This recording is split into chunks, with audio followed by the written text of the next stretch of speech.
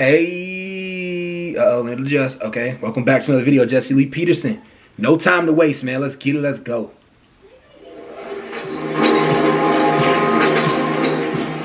So you believe that white supremacists exist. I want to know exactly what do you want from white people? Well, I want for them to stop practicing white supremacy and replace the system of white supremacy with justice. I want them to redistribute the maldistributed resources that come with systematic white supremacy. I want them to punish. You want reparations? Does that mean reparations? You can call it whatever. I don't know. But is that what you're saying? No disrespect to him at all, but just keep in mind, Tariq Nasheed he was a pimp before all this. Just keep that in mind, like while he's talking. Keep that in mind. Redistributed resources that were maldistributed because blacks had their resources maldistributed. We were denied things, and it was codified by the government. Do you agree with that? Meaning reparations, right? Well, we were denied things that were codified by the government. The government like sanctioned with jobs, housing, health, all types of not reparations, but all types of resources that were given to the dominant society. Look at the comments. What are you talking? Meaning white supremacists. They've been giving reparations for the last 200 or 300 years. Amazing. So, right. And so you want reparations for white people, exactly. You want them to stop being white supremacists. Reparations from white people, or the resources that were generated from free African labor. If it wasn't for free African labor, there would be no wealth in this country, Jesse. Do you agree or disagree with that? I disagree. Okay. Where did it come from? Where did the wealth of this country come from if it wasn't for free African labor? The hard work of the men and women, the good men and women of this country. So the free African labor weren't good men and women? Let me ask you this. So the free African labor, those were not good men. I want to ask you deflecting means you don't believe what you said. Yes, I want to ask you another question. Deflecting means you don't believe what you just said, but I got you. I grew up under the Jim Crow laws. White supremacy. And while growing up, black Americans, including my family members and others, did better for themselves then than they do today, and they were not complaining about white supremacy.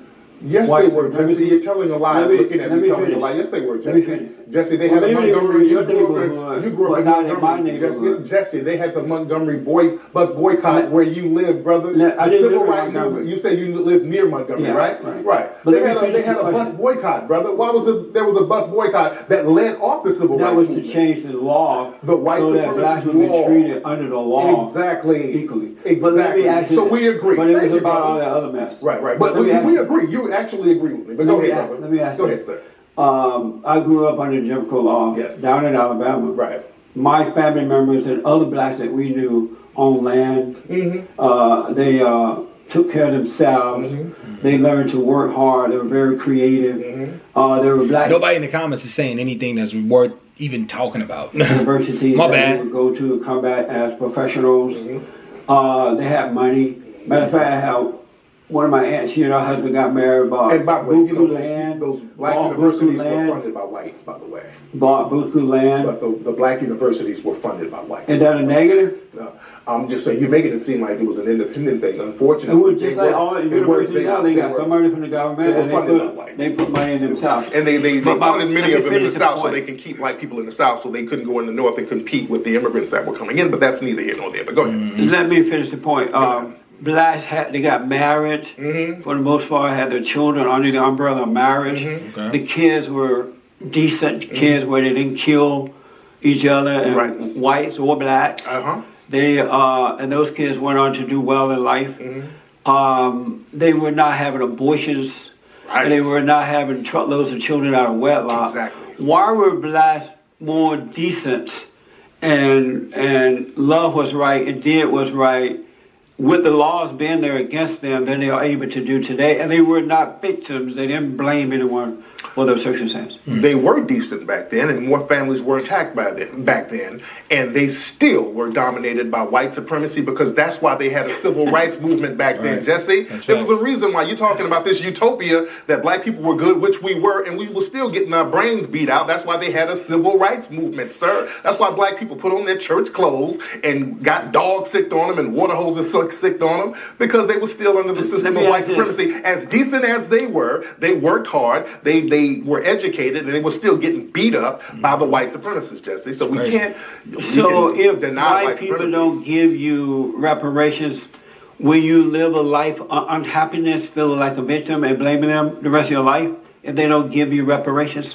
Well, the thing is, we have to do the best we can do, unfortunately, under a system of white supremacy until we learn how to produce justice. This is why victims of white supremacy have to get codes in order to replace the system of non-justice, which is white supremacy, with a system of justice. We just can't keep collaborating with white supremacy so a couple of us can get some butter biscuits and some crumbs off the table while everybody else is on their ass. Do you know who Booker T. Washington was? Absolutely. And you know that he was born a slave, right? Yes, I do. And you know that in spite of that, he didn't have that hatred in his heart. And his family was sold, his brother died off, and all kind of stuff happened to the man. Yep. But he didn't hate. And as a result of not hating, he became a primary figure in America, a good example for mankind. He founded Tuskegee Institute. And he too was hated by the race hustlers, the so-called talented tent, you know, all those people who were blaming white folks. Do you admire him? I love Booker T. Washington. And what did you love about him? I love Booker T. Washington because he learned how to hustle white supremacists. He knew how to get out there and get all that money from those white supremacist philanthropists, and he would go to black people and say, cast down your buckets where you are. He gave a very famous speech that a lot of black people were upset about. They kind of thought he was cooning a little bit too, but secretly, you look at his autobiography and his diary, Booker T. Washington couldn't stand white supremacists, and he secretly funded black radical groups at the time, and this is why the federal government had to put agents on him like R.R. Moten and all these people to kind of watch him. Who told you all that? I read. You made that. Who did you read that from? I read. There's a lot of books about Booker T. Washington that you need to really read up on. There's a lot that he couldn't stand white supremacists, and he got that money, and he. That's not true about him. Oh, that is Booker true. Booker T. Washington was not into the white supremacy thing. Oh, yes, and he was. He knew what the game was. Booker T. talked about the black race hustlers back then. It's documented as they are today. He was conning. He was hustling. W.D. Du Bois and all those guys hated Booker T. because he wasn't hated the white man was hustling, and I love that. That's not true. Booker T. Washington, yes, he did. It's just like you're hustling the white supremacists too. That's why I like you. That's why I'm here. Usually people who are classified as coons, I don't mess with them, but I like you because I know you know how to hustle these white supremacists by regurgitating their talking points, and they pay you and they give you stuff. And I tip my hat to that. Do you believe in good and evil? Of course. You believe there's good and there's evil? Of course. And what do you believe? You're good the way you hustle. What do you believe about good and evil? That's a very empty question. I don't even know what that means. Okay. What do I believe about good and evil? Let me ask you this. What do I believe about good and evil? What does that mean? You said that you are a minister, right? Yes, but and do you represent God? I ain't got shit to say during these interviews sometimes, man. They be going at it. Do you represent God? Do I represent God? Yeah. Of course I represent God. You represent God. Yes. And so do you represent good or evil? I represent good. And so why do you act as though you don't know what good and evil is then if you represent good? But you're asking me what's the difference between good and evil, and that's kind of obvious. So what's the difference? Good means you practice justice. Evil means you practice non-justice. That's all it means. Amazing. And justice means you guarantee that nobody's mistreated, and you guarantee those who need the most constructive help get the most constructive help. That's the basic definition of justice and the basic definition of good. Do you love all white people? Just not the white supremacists. I love white people, but not white supremacists. I do not like white supremacists. So you don't love all white people? Not the white supremacists. Do you love all black people? No. I don't like too many black people who collaborate with white supremacists. So you don't like the Uncle Toms some of and the sellouts? Like, you like the coons? You asked me this before. You said, because Jesus loved the coons. And do you love the coons? You're like one of the only coons I like. Why you like me? I like you because I know you're hustling. If you weren't hustling, would you like me? If you weren't hustling, like Sheriff Clark, I don't like him because he's a real coon. He's not like you.